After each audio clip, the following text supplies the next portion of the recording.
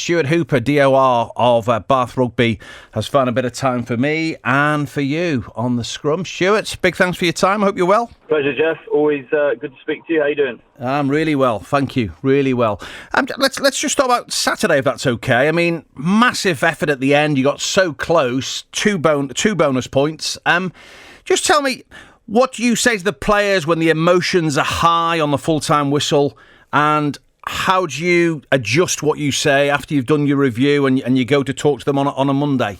Yeah, I think it's something which I always say to the lads, like I'll always be real with them in those moments, because I think those kind of raw moments, whether it's amazing or not, a really important part of learning, an important part of feeling what happened in the game.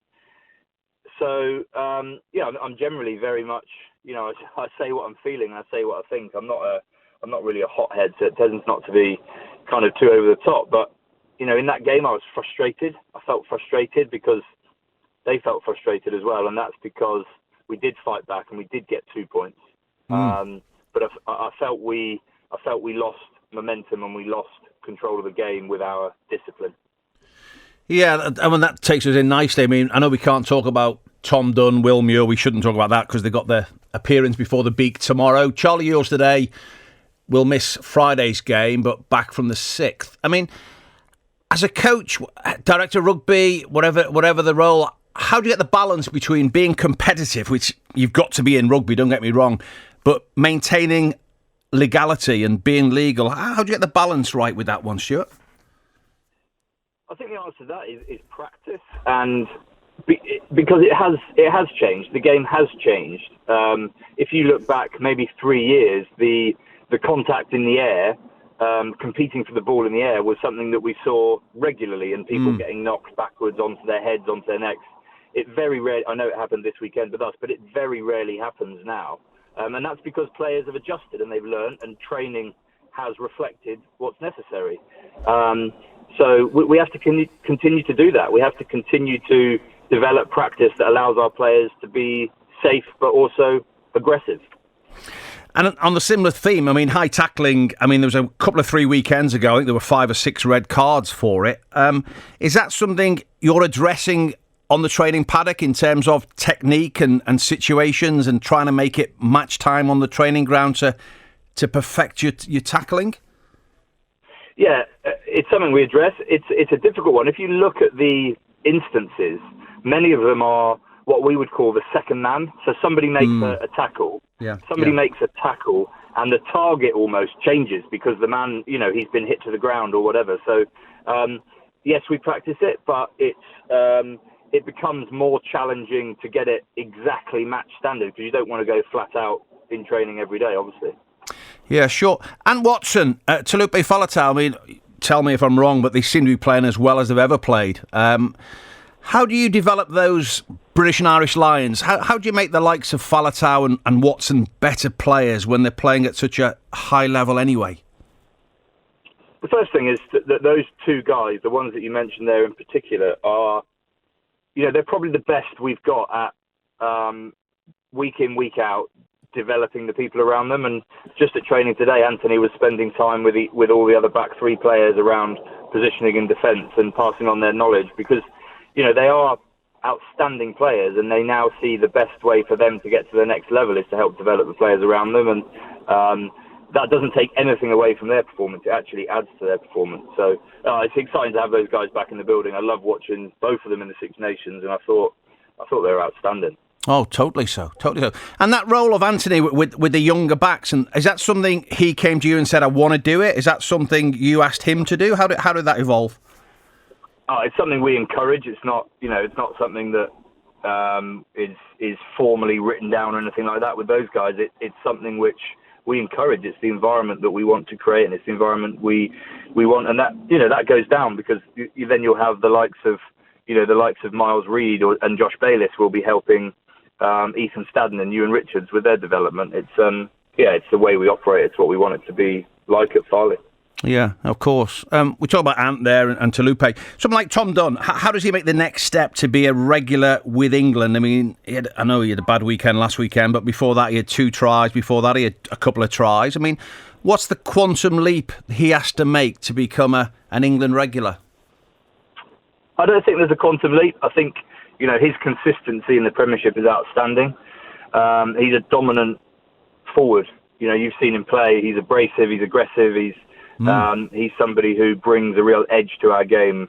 So I think he needs to keep doing what he does.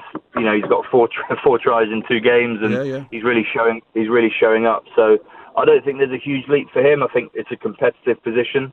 The guys who are playing, Luke Cowan-Dickey's playing well. Jamie George has obviously been there for a long time. So yeah, Tom, as ever, like anyone who wants to break into England's got their work cut out, but I think he's got the game to do it. Yeah, sure. You mentioned the youngsters already. I mean, there's a stream of them getting into your first team group. Orlando Bailey, Ethan Stadden, Arthur Cordwell, Tom de Glanville. There's more. What do they have to do to show you they're ready for the big stage? I think those guys you mentioned all earned their opportunity to play, and they did that through what they do every day at training. And then obviously when the game time comes, they show that they can not only exist at that level, but they can be, a real influence at that level. And we've seen it before with different, like Miles and Josh Bayliss are probably 2 great examples of players who, 18 months ago we would have talked about them in the same breath, but now we talk about them as regular starters and challenging internationals and British and Irish Lions for starting places. So, it's about their ability to compete day in, day out, and then when their shot comes, they take it. So, yeah, those guys, all the ones you mentioned, are an absolute pleasure to work with, and they're enjoying their time at the moment. Yeah, no, I bet they are. I mean, I had Craig Lilly on a few weeks back talking about, the connection with Beach and Cliff and the likes. How do you go and get your hands dirty with them over on the academy at any point? I know you're busy dealing with the first 15 and the likes, but do you ever go across and see what's going on and do a bit of coaching with them? Absolutely. I tend to, as and when I can, I'll go to an under-18 session, under-17 session. I go to Beach and Cliff. Brilliant. So my son's at Beach as well, so sometimes I get to watch him play. And, I don't get involved in the coaching, but I go and watch the guys, and it gives me a chance to feedback on the players and also feedback on the coaches, which is, I love it. I love getting out and seeing them do the work on the ground. How's Hooper Jr. shaping up? I mean, he's only young, but he loves it. They all do. I've got 4 of them. They all love playing, and it'd be good to see watch them play.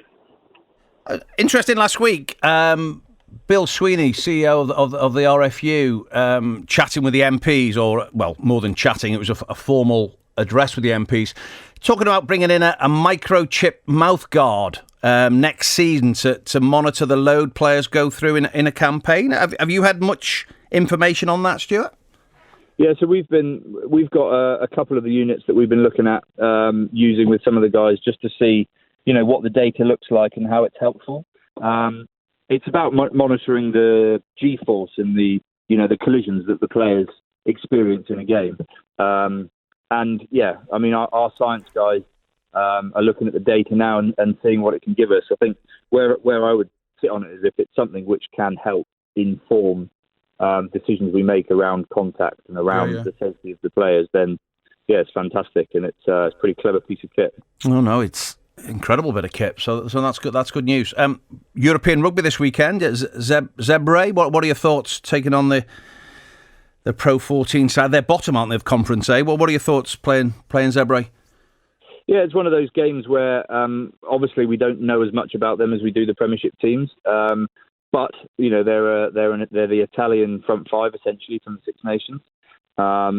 There's an ex-Bath man in their ranks in Dave Ceci, so we know a little bit about them, and we've obviously watched the footage. And it's European knockout rugby, so we're preparing hard, and we're giving those guys the respect they deserve. And travel out Thursday and play at 4:00 on a Friday afternoon local time. Yeah, we've got it on Good Friday Sport, 3:00 here, 4:00 where you are. I mean, the European rugby, I guess I know what your answer's going to be, but in these times of COVID and pandemic and keeping people safe, could we not have shelved it, do you think? I think what's happened is the competition obviously took a hit in the middle. Like, we played one game, one was called off, and then the rest of the competition was gone. So we only played one game, and I think what the organisers have done is a great job in making a competition, which is obviously compromised, as safe as possible. And the work they've done, to be fair, is outstanding. The work that our people in-house have done, both the medical team and Sophie, with all the logistics, the testing protocols, all that sort of stuff, puts it as as safe as it can possibly be. So that we're excited to be in the competition, and I think the work that's been done to get it on needs to be backed up with some decent rugby. Yeah, sure. I mean, but the last round of testing in the Premiership, there was no positive cases. Do you not feel slightly compromised taking the chance going into Europe? Well, I think that's all the work that's gone into it. Is that we are going into an environment which has a higher level than we have here, but precautions have been taken. We're very confident that the way we manage it means that we can come out of it with a clean bill of health. Yeah, long may that continue. It's great to have you on the show. Last kind of subject, you've mentioned your lads, and I mean, the last 12 months you've been brilliant coming on Radio Bristol during the pandemic, lockdown, and we've talked about homeschooling and the challenges. I mean, professionally, what's been the toughest aspect of the last 12 months for you as the DOR, Stuart? I think it's the uncertainty around competition. So the uncertainty around not only when our first team games are happening, but when the guys who don't play in the first team get the opportunity to play, and just managing that time of uncertainty for the players. You need to remember that these guys came from probably about as much structure as you can see across a 52-week period. They'd know where they would be every week, and we got to a point where we didn't know if games were going to be on. There's been no second competition for the players. So yeah. I think just around the competition and trying to manage people who are rugby players through a long period of time without playing rugby. Yeah, and kind of more of a personal question, I guess, as we emerge, thankfully, into a brighter light, will you do things differently? Will you be a different person? Will be aspects of your life that will change? I'd like to think so. I think I've spoken about it before, maybe not on this show, but in the public forum, is that, I had, during the first lockdown, it was a difficult time for everybody, but I was very thankful to have, 100 nights in a row with my family, which, I'd probably not done in the previous 4 or 5 years. So, to be able to do that and connect with them, but also still realise that, we can still do this job. It is a tough job. It does take long hours, not just my job, across the professional sport, but also we can still connect with those around us that allow us to be us. Sure, no, I get that totally. Listen, brilliant you've come on. I really appreciate your time. Travel safely at the weekend and travel successfully. Great to have you on the show, Stuart. Big thanks for your time. Thanks, Geoff. Speak soon.